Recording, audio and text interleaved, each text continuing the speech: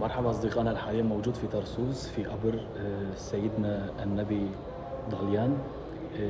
هذا سيدنا النبي ولد في القدس في فلسطين، كان مربي أسود مأسود، وهزم من زمان من اليهود والكفار. تخبى في طرسوس. عندما كانوا عم يحفروا هون في طرسوس اكتشفوا قبره ومغارته. حاليا نحن فيها، خلينا نوريكم اياها.